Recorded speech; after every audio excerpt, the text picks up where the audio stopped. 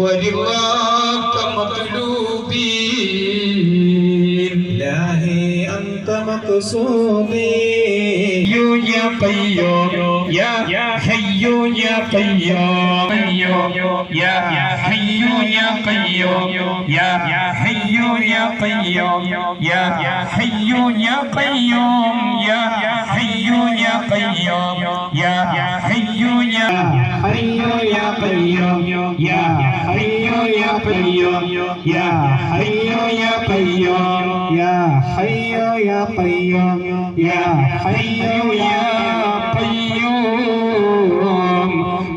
برحمتك نستغيث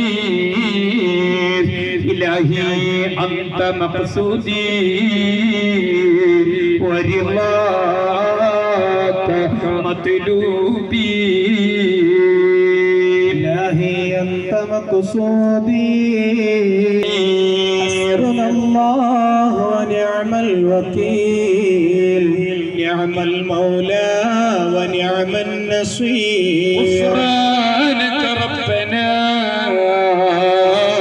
وإليك المصير غفرانك ربنا وإليك المصير اللهم اقض حاجاتنا يا قاضي الحاجات اللهم اقض حاجاتنا يا قاضي الحاجات اللهم حسن مرادنا يا محسن المرادات اللهم حسن مرادنا يا محسن المرادات اللهم മാവുൽ ഹുസ്ന ചൊല്ലിയ മുത്തുനബിയുടെ മദ്ഹ് ചൊല്ലിയ ഇൽമു പറഞ്ഞ ഇൽമിന് വേണ്ടി ദിക്റിന് വേണ്ടി സ്വലാത്തിന് വേണ്ടി ദുആഇന് വേണ്ടി ഒരുമിച്ച് കൂടിയ ഈ മജ്ലിസിൽ നിന്ന് ഇതൊക്കെ ചൊല്ലിയ നാവിൽ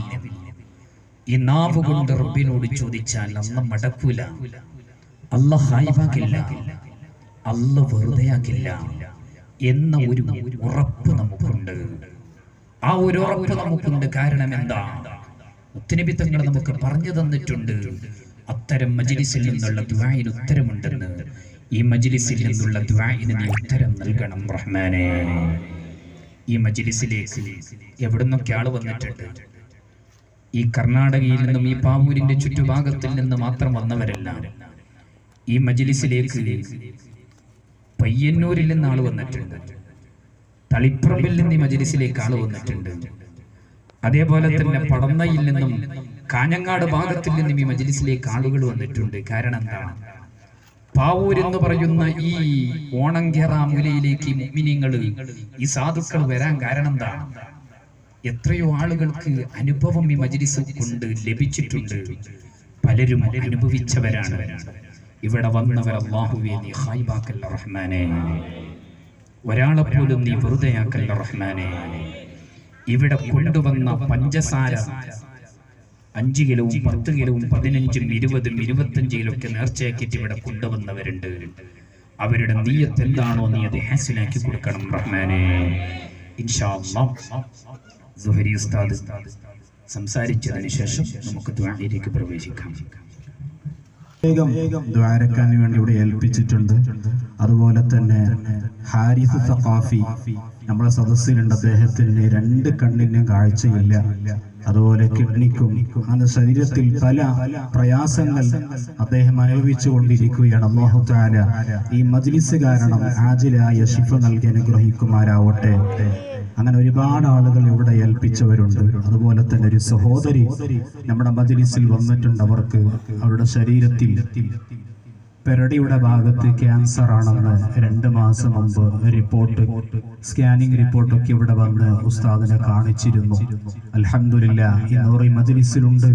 ഉസ്താദ് അവർക്ക് ചിലതൊക്കെ ഓതാനും ഇവിടെ പഞ്ചസാര നേർച്ചയാക്കാനും പറഞ്ഞിരുന്നു. അൽഹംദുലില്ലാഹ് അവർ 2ാമത് സ്കാനിങ് റിപ്പോർട്ട് എടുത്ത് നോർമലാണ്.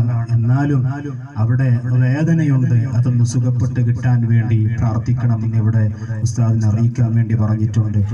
അതുപോലെ പല ഭാഗത്തും ഇവിടെ വന്നവരുണ്ട്. ഉസ്താദ് പറഞ്ഞതുപോലെ കണ്ണൂർ ജില്ലയിൽ നിന്നും, അതുപോലെ ഉപ്പിനങ്കടി, അതുപോലെ പുത്തൂർ ഭാഗത്തു നിന്നും, അങ്ങനെ ചുറ്റുപാട് നാടുകളിൽ നിന്ന് വന്ന ഒരുപാട് മുഅ്മിനാത്തുകൾ ഇവിടെയുണ്ട്.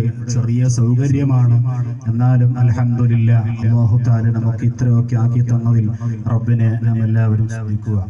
അതുപോലെ തന്നെ നമ്മളെ ഈ സദസ്സിൽ പ്രത്യേക ഗസ്റ്റുകളായി വന്ന ബഹുമാനപ്പെട്ട മൈദീൻ കുട്ടി ഹാജി, നമ്മുടെ മണവാട്ടി ബീവി വുമൻസ് കോളേജ് കൈകുളി, അതിന്റെ ചെയർമാനും കൂടിയാണ്. അല്ലാഹു തആല അദ്ദേഹത്തിന് ആഫിയത്തുള്ള ആരോഗ്യവും ദീർഘായുസ്സും ഹിമ്മത്ത് പ്രദാനം ചെയ്യുമാറാവട്ടെ.